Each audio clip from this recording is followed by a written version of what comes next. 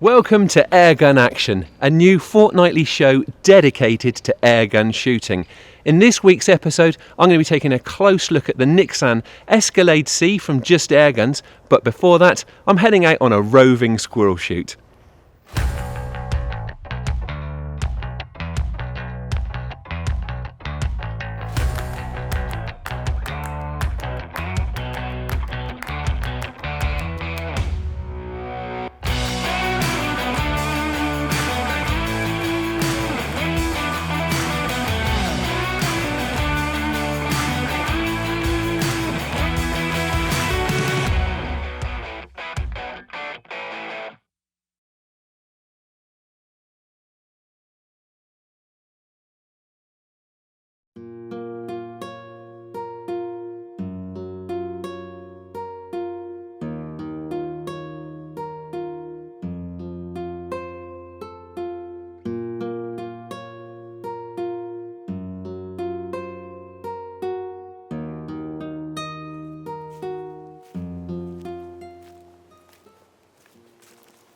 Right, I'm out on my grey squirrel control rounds today, and I'm in woods where they have caused a lot of damage in the past. Now, rather than just sitting in the hide and picking them off from a feeder, I thought it would be a bit more interesting to go for more of a mobile approach today, so we'll try and stalk some.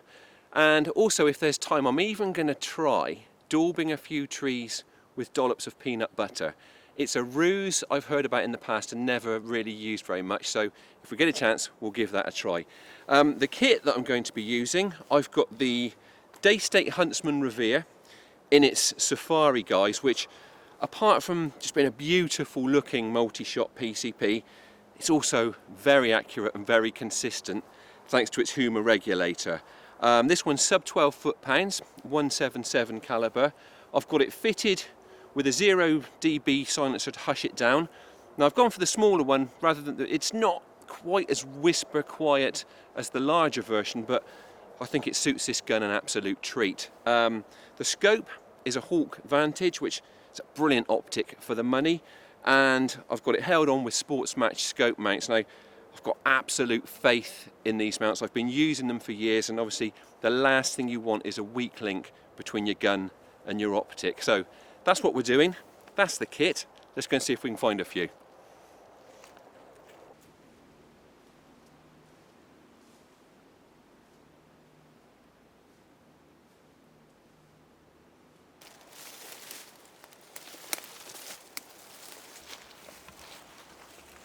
Here we go, mate. Let's just get to the ash.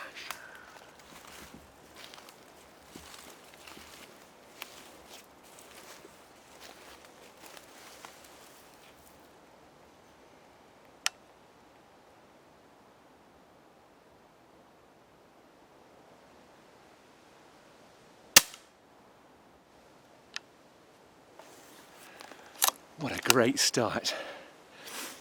Just spotted that one up in that field maple. It wasn't very far off the ground actually. I don't know if it had clocked us, but it was frozen dead still, partly obscured, but I think I could get a slightly clearer view of it than Nicky could. I managed to smack it down with a wallop to the head. It's come straight down, I mean, probably less than 25 metres, so really straightforward shot with this setup. Let's get it picked up and move on.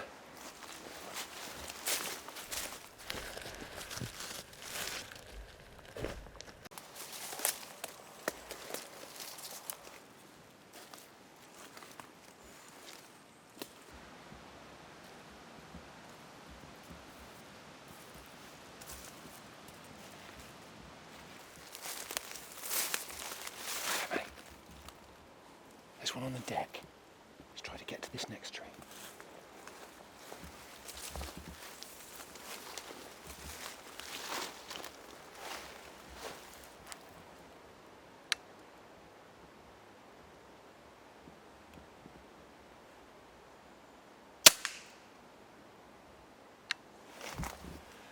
And another one. That one was actually on the ground when I spotted it, foraging. It trundled on a bit further into some, like a sort of twiggy fallen branch. I guess it felt quite safe. It lingered there, obviously gave me the opportunity to get the shot and roll it over. I don't know whether it picked up on the audio, but there was actually a dog barking on the other side of the woods, and I'm wondering if that is actually what made that squirrel freeze, and rather than running on, and obviously gave me the opportunity to get the shot. Either way, very quick point, you'll notice that what I'm trying to do when I'm spotting squirrels is get to a tree where I can take a leaning shot. Now, it's not cheating, it's just me ensuring that I'm placing that pellet exactly where I want it. If I can take advantage of a leaning shot, especially with a pre-charged air gun, I will every time. Right, let's get this squirrel and carry on.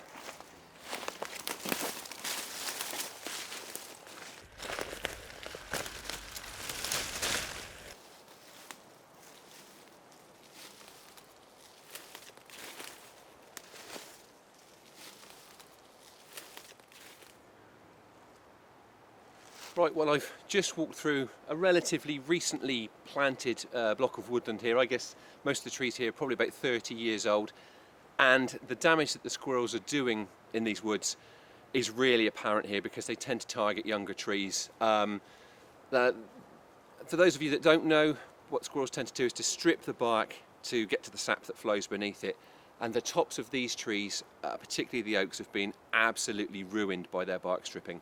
There are lots of bare branches, some are completely dead in the top of the tree, so rather than growing up like nice big straight trees, they've turned into little sort of spindly bushes. Now, obviously that is going to impact on the timber value of these trees, but just as significantly is the wildlife impact. Because they're not growing into nice big flourishing trees, you're not getting as much habitat.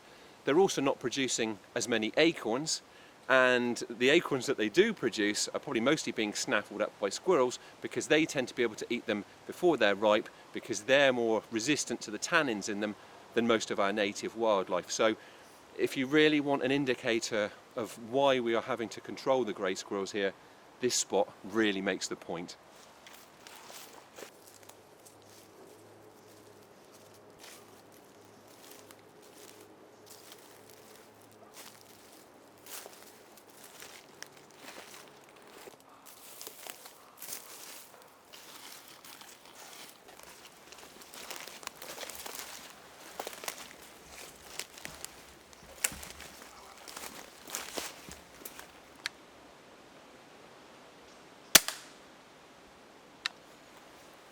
Well, I hope there's something for you to see of that one, because I didn't hang around. That squirrel was coming down a tree trunk, lingered momentarily. I wanted to get the shot away quickly, which I did, and it's another squirrel down. And in fact, I was half expecting to see squirrels here. This is the area where I've been running feeders in the past, often see squirrels here, and I think it's probably the best spot to try daubing around some of this peanut butter, as I spoke about earlier on. So I'm going to grab that squirrel, and then we're going to get some peanut butter daubed onto a few tree trunks and see if we can stop a few squirrels with it.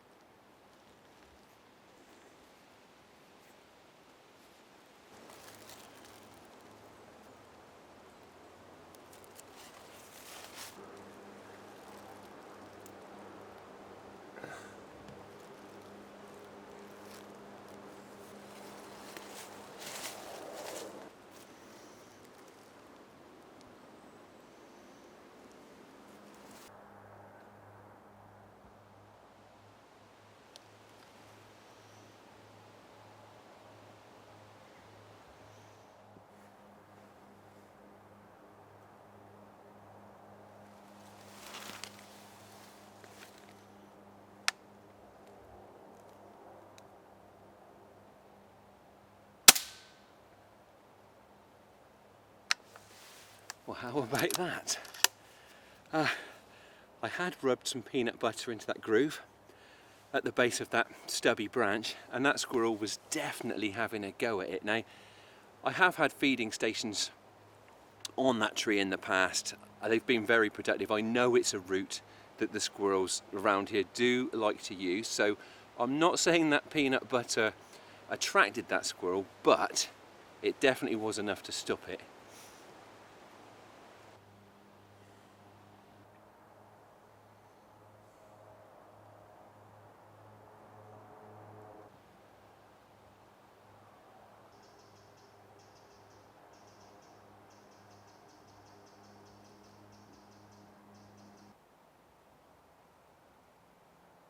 Same tree.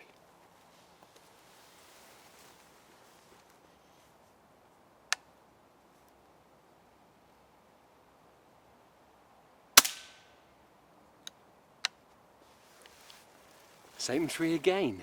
As I said, I was expecting that tree to be productive, and that's probably apparent by the amount of peanut butter that I've daubed onto it. I've probably put 8 or 9 spots around on trees that I can cover comfortably from this hiding place, and quite a few of them are on that particular tree. Now, that squirrel, it wasn't really hammering the peanut butter. It actually looked quite uneasy. I got a feeling it just felt a bit exposed there, to be honest with you. So like I say, it wasn't feeding, but I reckon that probably just about counts as another success to the peanut butter.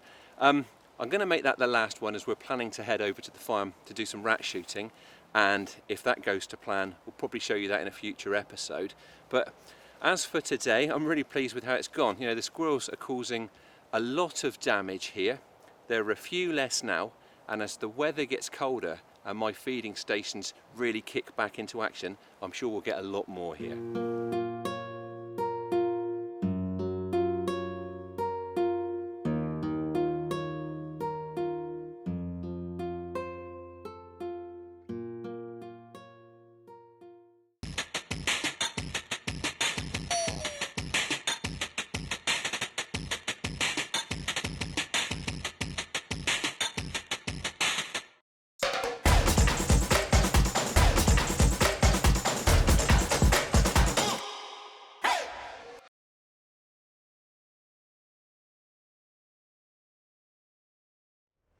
A decent tally of squirrels there, and it looks like that peanut ruse might just be worth trying again. Next up, I'm taking a look at the Niksan Escalade C from Just Airguns. Right, I'm slightly frustrated because I had wanted to do this review outside, but it's absolutely pouring down out there today, so it's pushed us indoors. But the airgun I've got today is actually quite unusual in that it's got 2 air bottles. Now, it's the Niksan Escalade C from Just Airguns. It's robust, accurate, and with a retail price of £669.99 for this particular model, it is a very competitively priced PCP. Overall length is about 105 centimetres, and it tips the scales at around 4.1 kilos before you fit a scope, so I would certainly describe the Escalade as adult sized. Now, it's got a nice chunky feel to it and a really tactical look, which is certainly enhanced by the camo finish of the synthetic stock on this model, and that stock is more than tough enough to stand up to a few bumps in the field. The ambidextrous stock actually fits me very well. Now, I really like the nice steep rake of the pistol grip, which gives very good trigger attack. And the butt section, which actually has a recess in it to carry a spare magazine, obviously fits over that rear bottle like a sleeve, and it's just nicely proportioned to give good eye scope alignment. There is a Picatinny type accessory rail on the underside of the fore end, and that serves as an attachment point for the supplied drop-down grip. Now, that grip has a side accessory rail of its own and also incorporates a bipod which is hidden inside and pops out with a press of the button. Scope attachment is by way of a Picatinny type rail. Now, as you can see, the rail is interrupted by the magazine, but in all honesty, this mag sits nice and low, so it doesn't really get in the way. This model has a 55 centimetre barrel, and as you can see, it's fully shrouded. Now, it also incorporates a 1/2 inch UNF thread, so you can attach a silencer should you wish. The Escalade runs a 14-shot magazine in 177 caliber and 12-shot in 22, and it comes supplied with 4 magazines. Now, to remove and reload the magazine, you begin by pulling the side lever all the way back, and the magazine then pulls out from the right-hand side. Now, you then rotate the clear plate clockwise, as the arrow indicates, all the way until it stops, and you then drop a pellet skirt first in from the opposite side.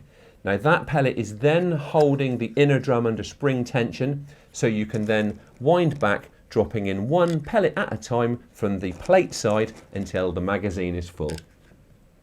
The full magazine then pushes back in from the right.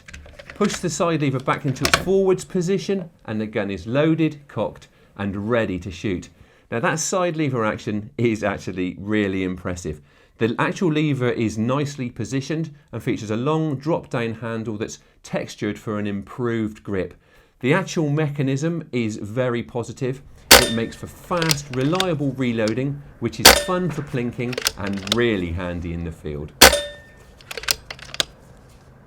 This is a sub 12 foot-pound model and the 177 caliber test gun is churning out a muzzle energy of 11.3 foot-pounds with a variation of 8 feet per second over a string of 10 shots. Now, it doesn't have a regulator fitted as standard, so you should expect to see a power curve as you work through the charge. There is actually a power adjuster positioned in front of the side lever, and on this one it enabled me to knock down the output by about a third. The Escalade has a two-stage trigger and I really like the design of the blade. Now, it's got a nice pronounced curve that really fits the pad of the finger nicely, and it's also got a wide flat face that transmits plenty of feel. You can also adjust the blade for height and angle. Now the makers of this gun also tell me that the trigger is adjustable for length and weight of pull. However, I have had the gun out of the stock. It's not mentioned how to do it in the instructions and I can't fathom it out by looking, so I've left it alone and I'm waiting for the Niksan technical team to get back to me and explain how it's done. Now thankfully the action on this trigger is pretty good straight from the box. It's got a fairly short first stage. It comes to a really clear stop before a crisp, predictable break with absolutely no noticeable creep. Above the trigger blade sits a rocker switch safety catch. Now it's nicely away from the trigger, but still easy enough to access. The gun is safe when it's in the forward position, and then you simply pull it back when you're ready to shoot. Air filling is via an inlet on the left-hand side of the stock, and the kit actually includes the Foster connector that you need to couple up to that. Now, as I said at the outset, this gun is equipped with 2 air bottles. Now, maximum fill pressure is 250 bar. Each of those bottles is 425 cc, and from that charge, you can easily expect 300 shots. There is a pressure gauge just by the neck of the front bottle at the front side of the right-hand side of the stock, so you can easily see when you're running out of air. Accuracy is pretty good. Now the handling of this Niksan makes it comfortable to shoot from a variety of positions, but I have obviously had the best results shooting from the bench. In windless conditions, I've had 5-shot groups at 30 meters that can be covered by a 5p piece.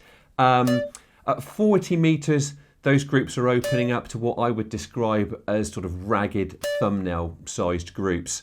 So this airgun is certainly accurate enough to tackle live quarry as long as you shoot within the usual sensible parameters. Despite its competitive pricing, this gun comes with some really handy extras, including a foam-lined hard case. Now, I've already mentioned those 4 magazines. You also get some basic tools, a cloth, a key ring, and an accuracy card confirming the gun's performance. I think the Niksan Escalade C from Just Airguns is a great piece of kit. Now, most significantly, it's built around a sensibly priced PCP that's accurate and feels to be pretty well made. Now, I've really enjoyed my range time with this one, and I'm very much looking forward to taking it out on a hunting trip.